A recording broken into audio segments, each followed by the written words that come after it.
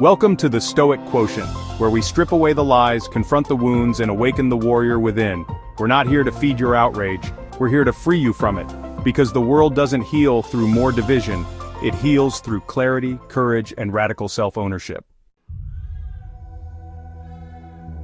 We were not born to hate, we were taught, conditioned, programmed by a broken world to carry pain we never caused, and to turn that pain into weapons against each other. In this powerful Stoic Quotient episode, we expose the real root of modern hatred, why leaders avoid it, and how awakening, not reacting, is the path to ending the cycle. Because pain that isn't healed becomes poison, and that poison doesn't stay quiet, it looks for somewhere to go.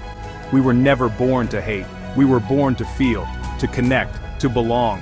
But somewhere along the line, pain hijacked the process. Abandonment became rage, injustice became bitter, and vulnerability, something sacred, was twisted into a threat. So we built walls, and we call it strength. We turned grief into violence, and we called it power. But the truth is, hatred is fear dressed in armor. It's trauma left unattended, it's generations of silence, shame, and suppression boiling under the surface until someone finally explodes. We hate what we don't understand. We fear what mirrors the parts we haven't made peace with. We resent what forces us to face what we've buried. And the systems around us? They feed on this hate. They market it, weaponize it, monetize it. Because angry people are easier to control than awakened ones. When we hate, we're distracted, divided, reactive, exactly how they want us. But here's the Stoic truth. You are not obligated to carry the pain that others dumped on you. You don't have to inherit the hate of your family, your culture, your history. You don't have to continue cycles that never served you. You can break the chain. But first, you have to look within. You have to ask, where am I still hurting? You have to feel the grief you were told to suppress. You have to confront the fear you were taught to hide. Hatred doesn't begin as hate. It begins as an unmet need, as wounds ignored, as voices silenced. And no one wants to talk about that, because healing takes work. And hate is easy. It feels powerful, fast, addictive, but it's hollow. It eats you from the inside out. So why don't our leaders talk about it? Why don't governments, schools, or even most religious institutions address the root of hatred? Because they fear what real healing would cost them. Because truly healed, emotionally sovereign people are not easily controlled. They don't cling to dogma. They don't buy into division. They don't beg for protection, they become protectors. To truly confront hatred, you have to confront the systems that manufacture it. And that threatens the scaffolding of power, so they keep blaming each other, distrusting each other, fighting shadows while they stay in control. They avoid the root, because the root is sacred, and if you ever dig deep enough, you realize something terrifying to those in power. The system doesn't want to heal you, it wants to use your wounds to control you. But the Stoic Quotient exists to burn that lie down, to rip the blindfold off, to awaken the part of you that refuses to be anyone's pawn. We're not here to make you comfortable, we're here to make you free. So who do we trust in a world so full of hate? You. Start there. Because the moment you give someone else the role of savior, you risk falling into another illusion, another false prophet with polished words and hidden chains. Most of the world's leaders, political, spiritual, societal, aren't built to lead you back to yourself. They were raised in the same fear, conditioned by the same systems, and honestly, many are more invested in influence than integrity. So, if you're waiting for someone on a stage, in a pulpit, or on a screen to lead you away from hatred, you might wait forever. But when you turn inward, when you get still enough to feel what's real, you begin to guide yourself.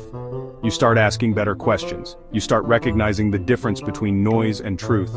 You start breaking generational spells, not because someone gave you permission, but because your soul demanded it. So who do you trust?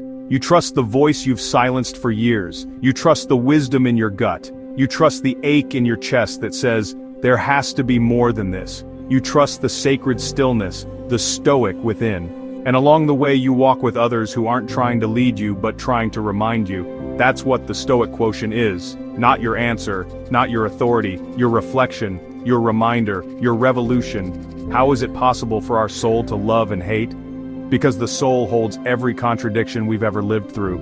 It remembers our innocence, but it also absorbs the impact of every wound. And when we are fragmented, when the soul is not integrated, we can feel love and still act in hate. We can want connection and still sabotage it. We can pray for peace while quietly nurturing resentment. The soul wants love, but the ego, the wound, the unhealed self, it wants protection, revenge, justice. And so we live split, one part of us longing to give and receive love, while another part clings to the rage that kept us alive. But here's the truth. You cannot embody the highest form of love until you're willing to confront the deepest root of your hate. The soul isn't broken for carrying both. It's human. But if you want to be free, you have to reconcile the two. Not by erasing hate, but by healing what created it. Now, can you be hateful and still be loving? You can act out of hate and still want love. You can carry love and still lash out from your pain. But to truly embody love while carrying hate, that's a paradox the soul cannot sustain. Because love isn't just a feeling, it's a vibration, a way of being, and hate is a severing of that frequency. You can't be fully present in love while feeding the fire of division. You can't hold another gently while gripping tightly to resentment. You can't extend compassion while clutching the need to punish. What many mistake as love is attachment, approval, addiction to emotional highs. But real love, soulful love, requires wholeness, presence, responsibility. So, if you want to be truly loving, hatred has to be faced. Not denied, not justified, but transmuted. That's not a weakness, that's alchemy. It's easy to say, love wins. It's harder to be the kind of love that dissolves hate. And that's what the Stoic path invites you into. A higher form of love, rooted not in reaction, but in revelation. But has all this hatred always been here? Yes, in some form it has. Hatred is ancient. It's woven into the rise and fall of empires, etched into religious wars, and passed through generations as a form of inheritance disguised as loyalty. It has always been a shadow of our unhealed pain. But has it gotten better? In some ways, yes. We've named what used to be invisible. We've created space for conversations that once would have cost people their lives. We've awakened, slowly, painfully, incompletely. But hatred evolves too. It gets smarter, more digital, more insidious. It wears new clothes, political identity, economic inequality, cultural tribalism. It hides in algorithms and echo chambers and viral outrage. So no, we haven't ended it, but some of us are beginning to see it. And once you see it, you can no longer be used by it. You become the one who ends the cycle, the one who doesn't pass it on, the one who no longer calls revenge justice or calls silence peace. You become the antidote, you become awake, you become the one future generation will thank, not for being perfect, but for being aware. If this message moved something inside you, don't keep it to yourself. Like it, share it, pass it to someone who's drowning in anger but starving for truth. At the Stoic Quotient, we don't just name the problem, we give you the courage to face it. Subscribe, watch the other videos, walk with us, because the world doesn't heal through more noise, it heals through you. And you are not broken, you are remembering. Thanks for watching.